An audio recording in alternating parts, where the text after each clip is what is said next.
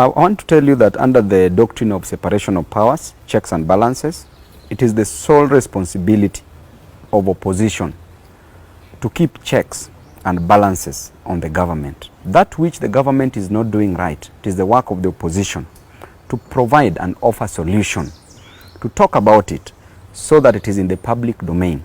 And the only mistake the opposition did was to fight for the cost of living. And we know the cost of living is that amount of money that an average Kenyan just needs to buy basic needs, to pay for rent, to buy food, to buy clothing, to afford education, and to afford health care. And that is too high.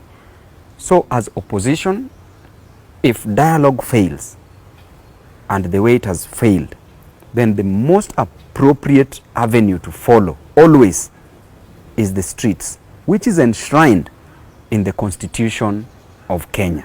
It is an inherent right of every Kenyan to picket peaceably as entrenched in our Constitution. Yes. And let's talk about the street protest. They were very violent. How do you describe it? I can't say that the protests were violent. Why? Because every Kenyan, and you were present during this protest, you could see the way we could start in a very peaceful way when they were taking an oath was to protect life and to protect property.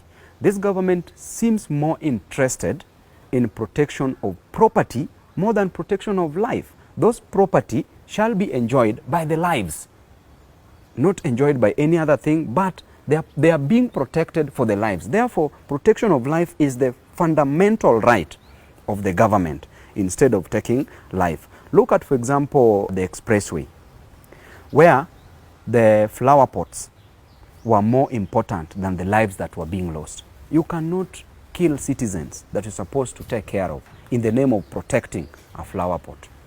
You cannot say that the Chinese government came to find out why the expressway, the flower pots were destroyed, while you as the president, you are not going even for one funeral of the Kenyan citizens that were killed by the police officers that are serving under you, that were taking orders from your government. Even this was very unfortunate because these are the dark days that we are back in.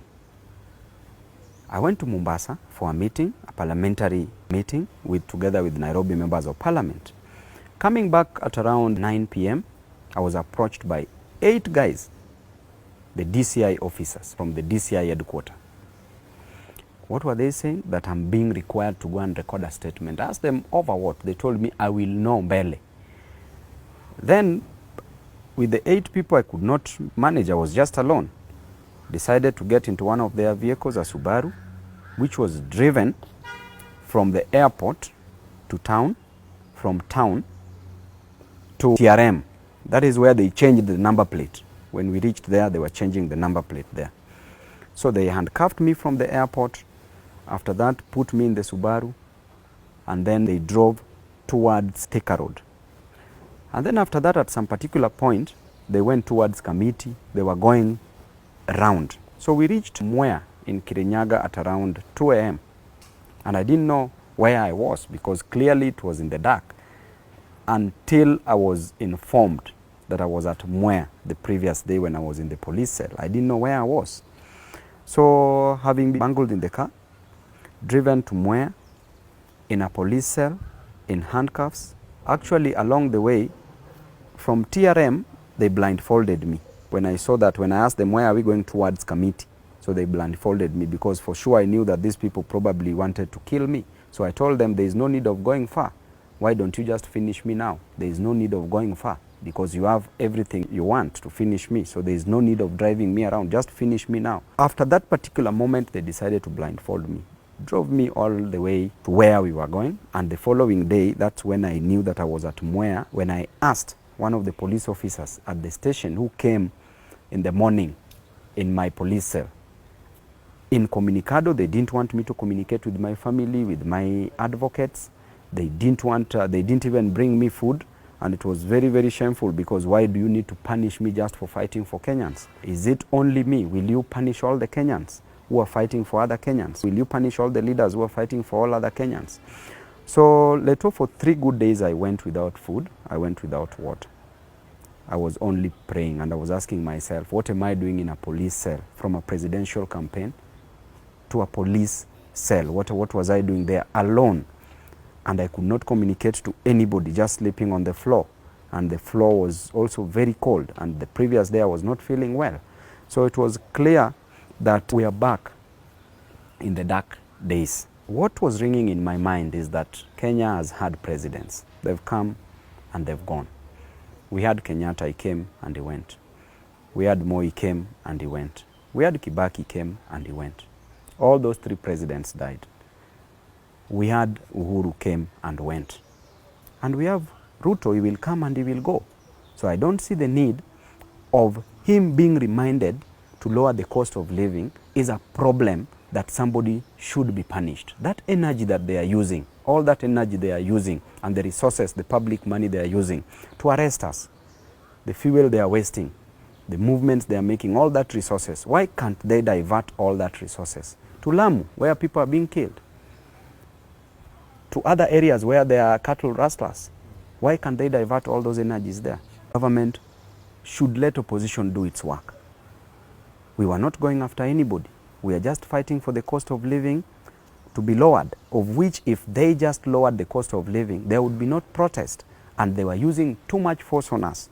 Why would you arrest a member of parliament at night, take him to an unknown destination, while you can summon this member of parliament because you know he's not a flight risk? I would not leave the country. I have a constitutional mandate to perform, a constitutional role to perform on my people, the people of Embakasi East constituency. Why wouldn't they just call me, summon me, if they needed anything from me to put to make things clear, to clarify on any other matter? So the idea of arresting leaders will not help, because leaders have been arrested before, but people fought. Along the way, some people die, but those who are alive will still fight. Along the way, some people cow, but those who are remaining will still fight. So it doesn't matter the strategies they use, the intimidation tactics they use, it doesn't matter. I remember in 2007, Ruto himself was in the same situation we are in now. He was in opposition. He was fighting for the rights of the downtrodden. He was demonstrating because it is something that he believed that was a right for the Kenyan citizens. What is he doing now? He's using the same tactics that the former governments were using that failed. So he's literally planning to fail. Nothing has been addressed. Actually, 1 year in office, what we can celebrate is the many travels that this government has made abroad, but nothing else. The other day I was seeing you were airing Ruto's government in 1 year. 1 year in office. But I'm so saddened because look at the health sector. The health sector itself is sick. Health is sick. Why is health sick? Increment of payment of NHIF is burdening the common mwananchi. Why would you increase NHIF on them? Why would you divide NHIF into 3?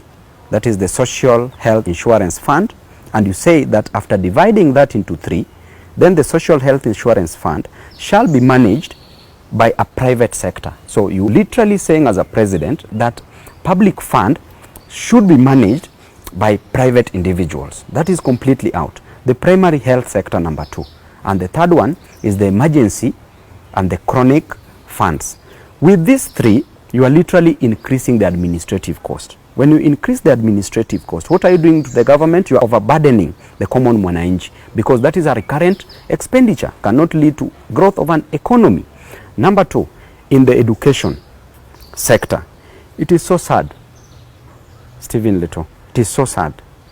You and I, we are where we are because of education. I remember you are at the great University of Nairobi.